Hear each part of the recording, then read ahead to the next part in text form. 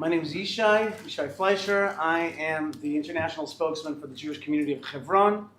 I grew up in Wayne, New Jersey. I went to Frisch. That's where I met Rabbi Mo. But I had a dream to get back to the land of Israel early on. I was born here, and I wanted to get back. And Baruch Hashem, I went to Yeshivat Ma'aleh Adumim. It was my Hezra yeshiva, and I went I went back to America for a few years. Went to law school. That's where I met a gal, and I wanted to get married. I told her, if you want to marry me, you got to move to the land of Israel. If not, then just leave me alone, because that's where I'm going. And she said, okay. And we came to Hebron, and we got married in Marat HaMachpelah in 2002, which was during the time of the Second Intifada. So right there, we already set in our life trajectory a way of fighting against a sense that the enemies want to take away our land, and that we have every right to fight for it. We have every right to assert our history. And so we got married there. And years later, after working in media and other places, I got to be the spokesman of the town. Today, I represent, I guess, the settlers. That's not our word. We think of ourselves as pioneers living in the heartland, our ancestral heartland. Other people might call me ultra-nationalist. I'm not sure that's a bad word. Maybe it's okay. Maybe being ultra is like ultra in love, right? Nationalist is a good thing. I don't know. So maybe that's not so bad. But I represent a perspective which is maybe not so different. I'm not necessarily, not making political decisions just based on messianism, but making political decisions on understanding the region that we live in, and being strong because that's the way things work around here. Believing that a big Israel is better than a weak Israel. Believing that a strong Israel is a better option than a weak Israel in the long run in political reality. And maybe it's a great time in this little intro just to talk about a tiny vision for peace. Peace is a big word. I don't like the word peace today because the word peace a lot of times means shrinking Israel, giving away the land of Israel and making a different state in our land. I don't like that word, but still, of course, shalom is one of Hashem's name. Here's a vision for peace. Vision for peace is Israel is a strong military country that really creates peace in the whole region by patrolling this region in the seas, from Eilat down to the Gulf of Aqaba and the Red Sea, and then to the Persian Gulf, and allying with India to make sure that this area is safe this way. And then out here in the Mediterranean, allying, let's say, with Greece, and being a regional stability maker, maybe even being a nuclear umbrella around here. That everybody's dependent on Israel as being the thing that keeps the bad energies down and the good energies up. That's one aspect of it. Another aspect of it is that Israel is the spiritual superpower. It has a spiritual capital in this world. Jerusalem is not just a capital for Jews. It's a spiritual capital for all people who seek to connect with God, who seek to connect with the Abrahamic way. Abraham is a big brand today in the Middle East. We can bring it and make it even much bigger. That's the Abraham Accords. And finally, really, the Abraham Accords means that strong Arab countries surround a strong Jewish state.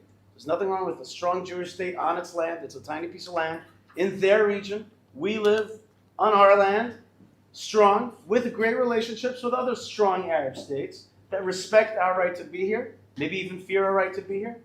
And that way we move forward with tourism, with business, with a million things. But basically, you've got a military side, you've got a spiritual side, you've got a coexistence with our cousins, the Abrahamic region, and that's the way forward. A strong Israel is the solution to most things. Okay, I don't understand what I just heard, because on the one hand, it's supposed to be that there's some kind of international law, but yet you admit that we are held to standards that are not part of international law. There are some kind of super standards. I think there's a very simple standard after the Holocaust, and that is zero tolerance for the injury of Jewish people. I think we came out of the Holocaust. I think people tried to murder us. I think that we just had that again. And all these nice words about standards, international law, I want my son to travel. We just had 1,200 people massacred. Women raped, babies slain. What are we talking about here? The way to survive around here is to be bad to the bad guys so that you can be good to the good guys. You gotta know the rules of this region. The rules of this region don't allow us to be completely different kind of state than the rest of this region. We can't be a totally Western-style outpost, although Western countries don't behave like this either, in the Middle East. You've got to survive. Why is it that Arabs in Hebron tell me that Hamas is the most popular thing now in all of Hebron? Why? Because they did a massive successful attack on us. All the kids there think Hamas is cool. We've managed to raise a whole generation of pro-Hamas people while we think that we seem moral. But we don't, we're not moral. The real morality is to defend your peoplehood. When I was in Gaza, before we left in 2005, before our own government kicked us out of Jewish communities in Gaza, the Arabs begged me. They said, don't leave. You don't understand the forces that are going to take this place over. I remember their fingers through the fences, holding on, being like, you don't understand what's going to happen here if you allow what we understood as the Hamas to take over. The question was formulated, in my opinion, in a backwards way, which is, okay, what do we do with civilians? First thing is, what do we do with defending ourselves? What do we do with our land?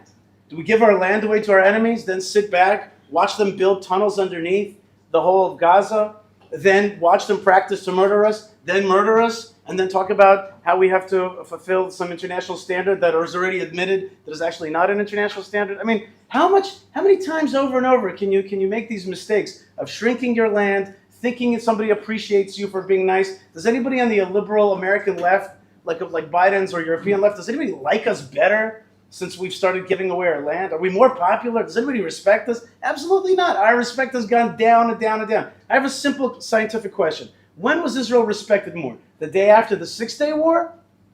Or the day after when we started giving away our land in Oslo? It's a proven fact. We were riding high when we were big and strong, which is the rules of engagement in the Middle East. And when we started giving away our land, our popularity waned and waned and waned. You ask any Arab, and I've spoken to thousands, and they say the same thing over and over again. They say, you guys are shrinking, and inshallah, in time, we will get rid of you because you are shrinking.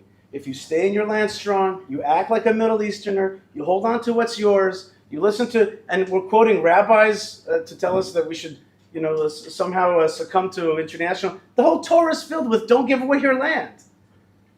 The whole Torah is filled with don't let the enemies live amongst you, haters that want to undermine your God and your identity and everything in the world. Our land right now is filled with jihad. Right up here in Judea and Samaria, in Yafo, in Akko, in Tulkarem, in every town, in Ramla Lud close by, it's filled with jihadism because of the weakness that we show. We show that weakness, it will turn around on us. October 7th is not a done deal. It could happen again and again if we don't wake up. You have to kill the bad guys. The good guys. They're not the bad guys. I said the bad guys. Then we're agreeing though. But the question was about civilians and the answer remains. Let's tighten the words to a point that it's not impossible to understand anything. And I have a very serious plan about how to deal with decent Arabs who want a decent life here, and the Torah is filled with it as well. If you are non-jihadist, pro-Israel Arab, we will give you residency and a future life. But we know that about 75% of Arabs today, both in Israel and in Judea and Samaria, are pro-Hamas. That's the reality. There are Hamas flags right outside of Efrat. I know it. So let's be real about their situation.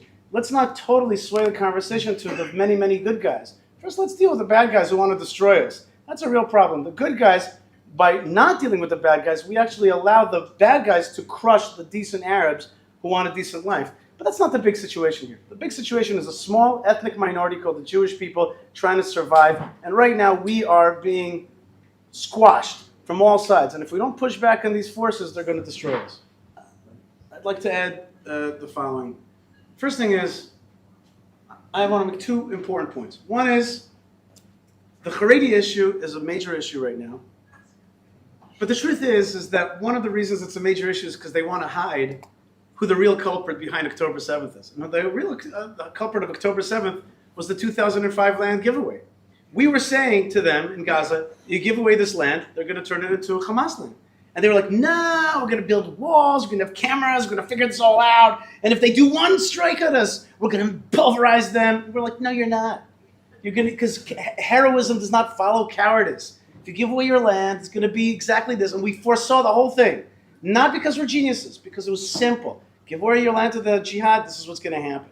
And so that's the Vadah Hakira has to be about the means to say, how do we say that in English? Commission of Inquiry has to be done about the stupidity of the two-state solution to the land giveaway. That's number one. Number two, with regard to the Haredi problem, I have a solution. I don't want to point fingers. I have a solution that will make it, I think, very elegant way to solve the problem. You know what people don't like in Israel? People don't like it that this guy's got a deal that I don't have.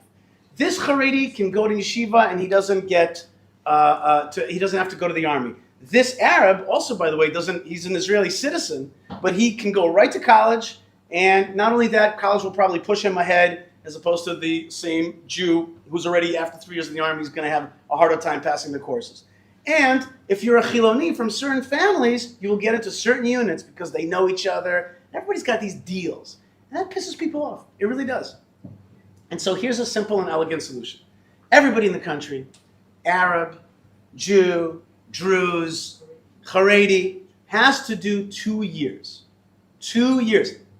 2 years of what? Some will go to army service. Others who don't want to go to army service for various reasons have to do national service. Everybody's got to come out with a card that says, I did 2 years of nationals. I did 2 years of service to the state of various kinds. Maybe I was a teacher. Maybe there's 20,000 Haredim who learn Torah, and that is a service. Because Torah is a lot, and to keep that thing going, Torah, you also need intellectual people who are working on that, just like you have in professors in college. But everybody, and I mean everybody, if you don't do your 2 years, you go to jail. There's no way around that. You want to do Zakah, Mada, police, firefighting, teaching Yiddish, I don't care, okay? Do whatever you want, as long as we have it in the system. There'll be organizations that are recognized as allowing for Shirut Lumi, and everybody's going to come out the same. By the way, men and women, the same thing. Just equalize it. Stop giving people different ways out. Give people, I think that if you go to the army, you should be paid more. And of course, you get more kavod because you're a fighting soldier. Even within the army, by the way, there's different levels. There's fighting soldiers, non-fighting soldiers. Only like 20% of the army are actually fighting soldiers. Okay? So my point is that, you're a fighting soldier, you get more. You're a non-fighting soldier, you're teaching Yiddish in grade school, I don't know what. You're helping Ethiopian kids and whatever it is. Good. You get your payment, but you come out with 2 years. You didn't do that, you go to jail. That way we could all feel that everybody's doing their part and nobody's doing more than another person. You like that? Okay. I think people will be happier. In the States, it's Tzava Miktsoi, Tzava Miktsoi, but he's saying in the United States, Army is a professional army. I don't think that's what we need here in Israel. We need we need so much people? That's why I said everybody does national service. You don't want to be in the army, don't go to the army. You don't like the army for various reasons. I can understand that. What if they did kitot kunenu to firefighting, police? Why can't you just make the army more frum? Okay. Why are you giving the whole Sipur backwards? Of course we should. Just make units for them that are normal, but you don't do that. Of course it's not one unit. Of course we should. Okay, of course so we should. Give me a whole chakir on even if they don't, just make a unit. That's. I like what my colleagues said. Both of those things. I think. No, I agree with a lot of it. And I also think that every one of you in the audience right now, we can make this academic and just talk about it out there or about yourselves. I think it behooves you to find ways to connect to Israel. If you can, be smart about it and go to college here, go to the army here through yeshiva, through Lev Torah, and if you go to university or college and start your life here, career, meet the girl that wants to stay here, live here. That's the right way to go. I think that's the best for your future. In terms of American Jewry, really the question is, what's the future of America? And America's an empire. It's been a good empire in many ways, some bad things as well. But right now it's waning. Does that mean it's going to be destroyed? I don't know. It might take 500 years for it to wane. Other powers might come up. But there was just recently, the Atlantic, was it the New Yorker or the Atlantic had a cover and it said, the end of the golden age of American Jewry. That was the cover. And it's like, it is the end of the golden age. Like most good Jews that even love America will tell you that. But I don't think that if you go there right now, you're going to feel like, if you go to Boca Grove and Boca Raton, you're not going to be like, oh my God. You're like, it's fine, everything's fine, you know? Palm trees and the rest. You could still probably eke out an existence for a long time, but it's shifting away from America as the center of Jewish life. When we were kids, there was a Lubavitcher Rebbe. Maybe before that, there was a Rav Moshe Feinstein and a Rav Soloveitchik. The Merkaz of Torah was there. You go there today, that's not the Merkaz of Torah. Even though Lakewood is a big thing, it's not the heart of Torah. Heart of Torah has moved over here. The center of the Jewish world is Yerushalayim. God has flipped a switch. He's moved us into a time, as opposed to Mishkan, where we're in our little Mishkanim in different places. It's time for Mikdash. It's time for a Judaism that's focused on Yerushalayim as the center of our Jewish world. So you got to make that. You got to make a calculation. Like, where do you want to be? A simple calculation is your finances, and this is why I used to be a big Aliyah activist. I still am, but today when I meet people, I tell them buy an apartment in Israel. Just buy that apartment, Rabbi Beit Shemesh. I think Rabbi they're building here. Rabbi Rothwax is coming, and Rabbi Boaz is building here, whatever, or did, or I don't know what. But the point is, like, buy an apartment here. It's smart money. Smart money. We had Rabbi Leo D speaking recently, and he said, look, my apartment that I sold in 2003 in London, my apartment that I bought in Efrat is worth twice as much as my apartment in London. Now, you have places like France, but especially, let's say, South Africa, where the money becomes much less valuable. So you suddenly get stuck. You suddenly live in a fancy house in South Africa, but you can't buy an apartment in Yerushalayim. It's not smart. So I tell your parents, like, buy an apartment for me. Tell them, buy that apartment. You know, do something, mortgage something. Buy that apartment in Israel because it's going to make a difference. It's smart money. Start moving it. And then take steps towards moving your consciousness towards more Yerushalayim and Israel-based consciousness. Okay. Again, I appreciate. How did you say we're supposed to say in the beginning? It was. I might disagree, but it was good to hear it. What was the formula? I totally disagree. I totally disagree. No, I actually don't totally disagree, and I think these are important points. But the question of a religious state there's many, many, many different aspects. I want to take it from a little bit of a different aspect. The first thing is like this. That was a big mucho question you asked. What should the state of Israel look like? Now, let me ask you a question, Rabbi Mo. Does this awesome, you know that, well, this is one of my favorite yeshivot. It just is. Does this have it is a great yeshiva. Does it have a center or a chabura or a rav or even a Friday afternoon, something that talks about the issues of state and halakha? No, right? Rabbi Kwawasser, right? It doesn't. Now, the biggest shaila of our time is, what is the state supposed to look like? Torah Umada, that's the biggest Torah Umada moment, is where the state of Israel meets halakha. So therefore, you're asking me the shaila as though I'm going to paskin thing. The real answer is, it should be in our daily conversations. It should be in this yeshiva. It should be minimally a chabura once a week, if not a center of that. I wanted to write to the heads of Yeshiva University. Where's your center for Torah and Medina? Where's these questions being dealt with? Okay, I had an idea to open up a yeshiva next to the Knesset. And it would be called Yeshiva Knesset Israel. And this yeshiva would deal with the issues that are being discussed that day in Knesset. It would get a printout, because you know what vadot are being discussed, you know the issues, and let's learn about it from the Makoros. Maybe issue a paper, a position paper. Maybe have the Knesset member come speak with a rabbi and Knesset member, whoever it is, on the issues. Like, you can't just throw that out and be like, hey, these are the most fundamental issues of our time, but we skirt it. We have Tanakh, Torah, it's all a big mishmash. You got to make seder of it. But I'll give you just one example where I slightly disagree with what you said. I agree that you can't force people to keep Shabbat. On the other hand, the army has laws that were written with Ben Gurion and Rav Goren about Pesach. And I mean, we have a whole army unit. We go through the whole army and make it kosher for Pesach. Same thing with the hospitals. There was the law passed not to have chametz in the hospitals. The truth is that the Arabs were doing it on purpose to bring in chametz into the hospitals to undermine the sanctity of the place. So that was made illegal. So sometimes it is important. It is important that the state of Israel keeps Shabbat as a state. You can say there's no operations of the government on Shabbat. It is important. So sometimes you do legislate halakha. To say we don't legislate halakha, we are a Jewish state. The other issue, of course, is vis-a-vis equality. Let's be real, even America is not a place of total equality. People don't notice, but for example, if you're a Puerto Rican, you do not get to vote for President of the United States. Why? Because you're a territory. And so living in Puerto Rico. Yeah, not a Puerto Rican person. No, thank you. No. Mo, thank you very much. That's right. No, I did not mean an ethnic Puerto Rican. Absolutely correct. Absolutely. The Washington Heights is not Puerto Ricans. They were Dominicans. In any case, just happens to be. But if you are a resident of Puerto Rico, you cannot vote for the United States president. Why? For various reasons.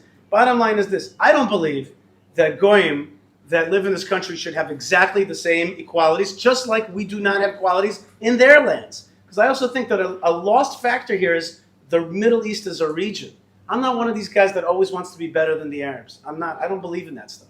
I think that stuff is bogus. I think much more important is actually to survive around here. And if you give people total equalities, then they undermine you. Every single Arab party that they vote for is jihadist, anti-Israel. They call for the destruction of Israel day in and day out. So I wouldn't give total equalities. I would give residency to non-jihadist pro-Israel Arabs. I would. And I think that's what the Torah wants. I believe in ger toshav, resident alien. The point is that I wouldn't take it too far. I would say Israel is a Jewish state with liberal touches with liberal elements. We're not a totally liberal Western state of all of its people. No, we're an ethnic national state that lives defensively, that is armed, a minority in this region. That's what we are, and we have to act. And by the way, any state around here is like that, from Kurdistan to the UAE. They all have certain religious norms that they respect, and so in that case, there are certain elements that you have to mandate. But more importantly is the first thing I said, which is, you're going to be serious about that question. Let's take it Torah seriously and start moving it into that consciousness. P.S.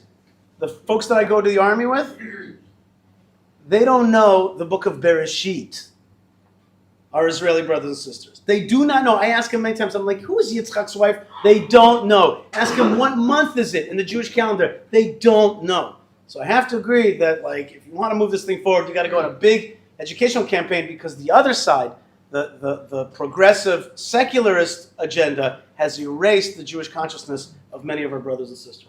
But don't they have a right to have a certain their own zone of influence, their own way of doing things? Don't subsects in society have a right to exist? Oh, that's right. Let's keep all the women behind the mechitza. We're going to have a lot of influence over If you ask, there. let's keep us at the back of the bus. That's totally unfair. Where we I can't asked speak you. on the radio. I asked you we whether can't get on stage. I asked you what. If somebody wants to leave that society, could leave it.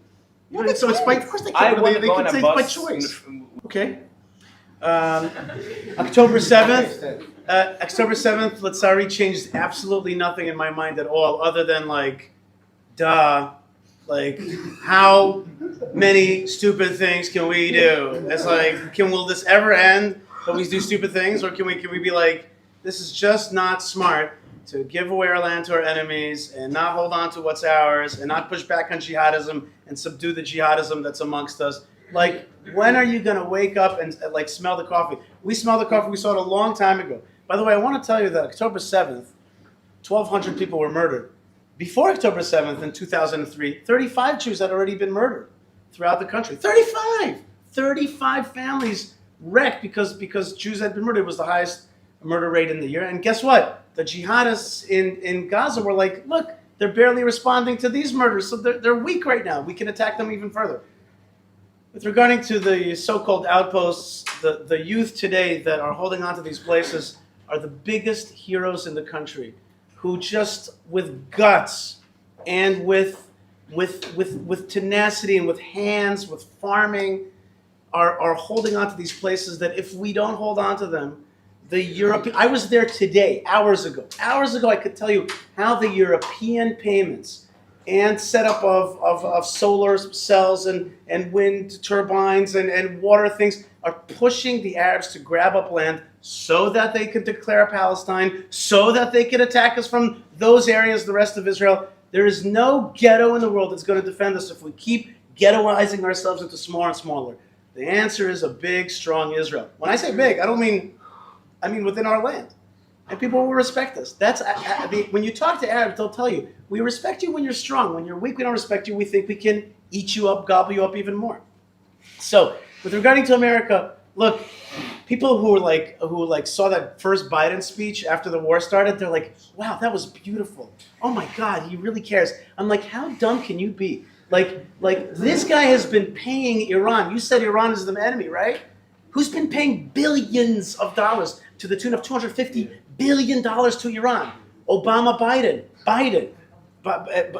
That is the axis. And so the axis of America today, sadly, is part of the axis. You know, the world is not in a great tilt right now. We have Russia, China, Korea, Iran, and sadly the United States is part of that axis right now. I would love to believe that there's a different America that could rewrite that access? I'm not sure. In the meantime, Israel's got to be strong. We cannot succumb to that, and we cannot be dependent on any one country. We should be buying from Russia, China, India, whatever, or better yet, of course, make your own stuff so that you are not dependent on anybody. It's very important for the Jewish state to be, when it says on the Vadad Yishkon, it means make your own bombs, okay? That's what it means. It means like don't rely on anybody so that when you need to take care of business, you take care of the business. And succumbing to these guys, succumbing to these forces, in the end, my right honorable friend, I have to say that like, yeah, right honorable, on my left, stage left, I want to say that in the end, the forces that the Hilltop youth are fighting is the same exact force that is now controlling Gaza. It's the same exact force behind Iran. The answer is to push back our enemies and to support the young people, and I'm doing that actively. I helped buy 2 tractors already recently. We're going to keep buying tractors. We're going to keep holding on to this land. And if not, then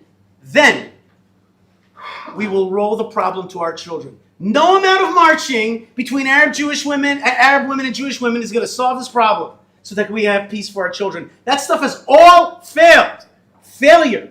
And there's only one answer, which is you got to crush the bad guys. You know, And- you and sound one second, like I'll the finish up. Roadrunner. You do. You- The coyote. Tried Nobody it, here all remembers failed, that. It all failed. The bottom line is, it has, Some problems look at don't it in have the a quick face. fix. That's right, and giving away land has a quick non-fix, okay? It has failed. And succumbing to these forces will only bring the jihad so that your son is going to keep doing miluim, and his son, and hopefully, No, I want his son to this, do that. inshallah. Bottom line, Daughter. Daughter. That's right. Love me.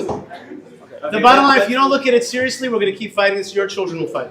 Okay, that's my But most first of the time, they're not against the law. It's just not correct. It's factually incorrect. In fact, I know many Hilltop youth that work with the army to protect it. They actually call the army in. They're working with them with My the maps and second, everything. my second, not okay. That's not acceptable. They pay them billions. It's not okay. It makes you ridiculous. unpowerful. You are. I'm sorry. No, you're I'm ignoring reality. Good. You're You have, ignoring to, reality. you have to say with facts. You're saying that. And the third. Why are you waiting for the day? Why would you Okay, want to the wait for last- the day that your They enemies? don't want The last state. They one, want to Why would I destroy want to us. give anybody state on my land? Okay. There's an axis in this world of people with values. There's an axis of people that want to undermine everything that undergirds spirituality, freedom, all the good things. And there's 2 sides right now. There's a godless side, that's the Biden people, and there's the better folks, which are the Trump people. As I said before, it's actually not so complicated, and I wanted to maybe to use this opportunity to answer my friend on the right here, is that I don't think that what the solutions that I'm offering are messianic at all. They're actually realpolitik. It's just that oftentimes people in the center left, they actually blind themselves to tons of realpolitik that happens around the world. For example, Prime Minister Modi recently sat on top in an event where they inaugurated a Hindu shrine that was sitting on top of a Muslim mosque, which was sitting on top of a Hindu shrine. What happened was that the Muslims took it over, and then finally the Hindus pushed them out and remade their shrine, and he sat, the Prime Minister of India, at an event there celebrating the fact that they defeated the Muslims who had a shrine on their original site. Does that sound familiar at all to you? But of course, my friends will say, that's messianic to say that we would have a temple in Jerusalem. But Modi does it without messianism. He's just like, this is my shrine, baby, and I'm back. Okay? In Nagorno-Karabakh, it's a region in Azerbaijan, there was all these Armenians. But they lived there because the Russians were protecting them. But the Azeris didn't like them. They lived there for hundreds of years. And right now, Russia wasn't protecting Armenia for a different thing. The Azeris said, you have 48 hours. Within 48 hours, 200,000 Armenians left Nagorno-Karabakh and went back to Armenia after being there for hundreds of years. So sometimes getting rid of bad guys is completely doable. But they'll tell you, it's messianic. You can never, ever get rid of them. Why? You got to get rid of bad guys. It happens all the time. People move all the time. Migration happens all the time, except when it comes to cleansing our house from jihadism. So I say to you, there's a simple panacea. Simple panacea is a strong Israel. Strong means strong in its borders, strong against bad guys, jihadists, good to the good guys, bad to the bad guys, strong in its Jewish identity. When you're out there on social media or whatever you're doing out there for Israel, project a strong Israel. Israel that's going to be here forever. Israel that's not very afraid of the UN, I'm not saying we should totally not care. I'm just saying act like you're afraid of it. Don't act like you're afraid of it. I said diversify. They said you have to have American weapons. Why? I said diversify weapons. Is that not realpolitik? So you can hear it even at this panel. You say to them logical solutions. They call it messianic, and they make it like polarized. They say, "Oh my God, you hate America. You don't." I said diversify. Other people make arms. Have you ever bought a pistol? They make them all over the world. From the Czech Republic to Germany to Russia. You can buy pistols from Spain from a million places. Same thing. Buy your stuff. So my panacea answer to you is a strong Israel on every front. You'll see that that'll work much better than sucking up and giving up to the bad guys. Who's messianic here, right? No, Notice that? I'm saying here's the real ways to do it. That's You're like, history. there's all these things, there's laws in the world that people hate. You don't believe anti-Semitism exists? The point, You believe anti-Semitism? I believe it comes Okay, from so- Jewish weakness. Okay. Off the electricity and the water to Gaza, and the bad guys will come out of their little holes. Oh my gosh. He's saying, you know what he's saying? He's saying it's pathetic that the Jewish state cannot deal with a little tiny terrorist enemy right next door and didn't foresee it and doesn't know how to crush them. That's not a Kiddush Hashem. It's a Chilul Hashem. That's what he's saying. Okay. I'm not sure where's the binary element there. We have enemies, yes. We have a destiny, yes. Why is that? I laid out right at the beginning an easy way to understand the process of where we should go. You know what? Let me answer you differently. It's important to have a vision. It's important to have a vision. You have a vision, you can work towards a vision. You know what I mean? It's like building a house. You got to have a vision of where it's going to be. Then you build it to those specifications to get that goal. So it's important to have some kind of goal. By the way, parenthetically, that's why I would actually, even though I believe in Mashiach, I do not at all characterize myself as a messianic. In fact, I bristle against it because I find it to be irresponsible. I actually believe in Jewish responsibility. I believe that you have to think out where you want to be and move in that direction. So and when I hear people talk about Mashiach, what I hear is, I don't want to take responsibility. I don't want to create a vision. I just want somebody to do it for me. In the meantime, I just want to labor and do my little bourgeois thing and get that car or watch or whatever. You know what I mean? So I don't like that, and I actually believe in Jewish responsibility. I find that many people in the center and in the left, they're actually messianics, but they hide behind it. They actually have some kind of vision of like goodness of the world, this and that. They actually are not realpolitik at all. Meir Kahane actually does have one great line that I think I would like to quote here, which is, "Your peace will bring war. My war will bring peace." Okay, like that's the attitude that I have towards these things. Now, with regarding to a vision for the future, I think that we did see an amazing vision. Of course, because it came from Trump, it wasn't seen. It was called the Abraham Accords. It was an amazing thing. We're Arabs, not because we're giving away land, but because we're strong economically, spiritually, and militarily. They started coming towards us, and I think more and more countries want to do that. I think this whole region wants to move towards Abrahamic. To move towards Abrahamic, you have to crush jihadism, because that's the anti. Okay, that's one. Two is that Israel should be, as I said before, an economic, military, and spiritual power. That's a vision. And a big Israel, that's a vision. And you have that vision, you work towards it, with more biblical consciousness, with more love of our Yiddishkeit, without it being oppressive. Give people a chance to see the beauty of Shabbat, etc., etc., and the beauty of Yerushalayim. I'll give you an example. You come to Yerushalayim. It says welcome, Bruchim Habayim Yerushalayim. It says in these block letters. When I lived in Wayne, New Jersey, which is nowhere, okay, we had a nicer entrance to Wayne, New Jersey, okay, made out of like bushes. It said welcome to Wayne. It was way nicer than Yerushalayim Ir HaKodesh. Wow, I would put golden arches. Have you ever been to St. Louis to the Golden Gate? Is that what it's called? Gateway Arch. Like Gateway Arch. Gateway Arch. It's this gorgeous metal thing. I'm gonna make an arch like this over the 6 entrances to Yerushalayim, so that when you come in, you'd be like, wow, that's your Kodesh, okay? But we don't do that. We don't love our stuff. When we love our stuff, we love our heroes, we love our stories, then the world will see how awesome our prideful culture is. Right now, we're weak in that. Fall in love with your culture. Be strong. Be big. People will respect you, and you'll have self-respect and a vision. I don't think this. The only time that there's any kind of torture allowed is to extract information that's life-saving. Obviously, not for any kind of blood pleasure. But we don't do that anyway. But sometimes you have to. If it's a matter of saving lives, they don't call it torture today. They call it information extraction, whatever is. But today you could do it mostly with chemicals. You could do it today with you don't really need to hurt people at all. That's not what we do. That's number one. I mean, in certain cases when there's quick extraction of information, it's life saving, like in the case of Nachshon Waxman and stuff like that. But that's number one. Number two is avowed jihadists. Of course, it's very sad. What happens is that they capture these jihadists, and then they give them this full life and this full life in prison, and it's like a Hilton. And then they get these, you have these mass murderers who are getting degrees in our schools, who are getting in our jails, getting plastic surgery in our jails because they don't like their nose, all kinds of stuff like that. So that's an absurdity.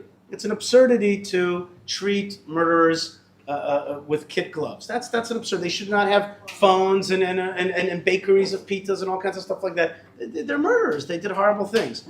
It's better to kill combatants in the battlefield if possible. And in fact, the police today has given us really the question you're asking is actually called rules of engagement. The question is rules of engagement. In the past, Israel has been very machmir on the rules of engagement to the point of absurdity that a soldier was stopped from dealing with somebody who we understood was a clear and present danger, but had to wait for the very moment where he released the stone and it was heading towards his head. Then he could, right at that very moment, there was a time that you could shoot. That's absurd. We have to be real around here. Jihadists, people who are vowed to destroy us, we have the moral obligation to destroy them. Immorality does not mean you let your enemies destroy you. That's immorality.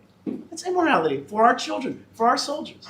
That's immorality. So we have to be bad to bad guys. But this does not translate into now we're like killing everybody in the street. We've got to make things with clarity. If you post these kind of posts, that's illegal. If you teach jihadism in our land, in your mosque, in your school, you can't stay. You can have three options. Either don't do that, or fight with us and you'll die, or leave. Okay? Those are simple options. We want to have a state where people that live here are not anti-Semites and jihadists. If you want to be a ger toshav, ahlan u'sahlan, tfaddal. If you hate Israel and you want to destroy it, you will have no place here. Including, by the way, on our borders, the same thing. People on our borders should not be cocking a gun and getting ready to shoot us with. We should not. It's immoral to allow 150,000 rockets to stand on the borders of Israel trained at our heads. It's immoral. It's immoral as a prime minister to allow for that situation to happen. So you know what I mean? You're going to bring me down to the question of torture. I don't want to deal with that category. Deal with the simple category of protecting the Jewish people, having zero tolerance for people that want to kill the Jewish people, and make sure that our children will inherit a better world. Right now, as it is, our children are not inheriting a better world. They're inheriting a world where Israeli Arabs are identified with Palestinians, Palestinians are identified with jihadism. That is the majority. Believe me, you don't have to tell me that it's not everybody. I'm more informed about that than the majority of people in this room, about the Arabs that don't want that, and I know them and I speak to them and I'm connected with them. But they themselves admit that the majority of Arabs today have fallen towards jihadism. This is a result of them believing that they will in time destroy us. And that is a result of us being weak. When we push back and make it clear to them that it's not going to happen, then they basically give up on that hope to destroy us or at least sublimate it. And that's where it has to be.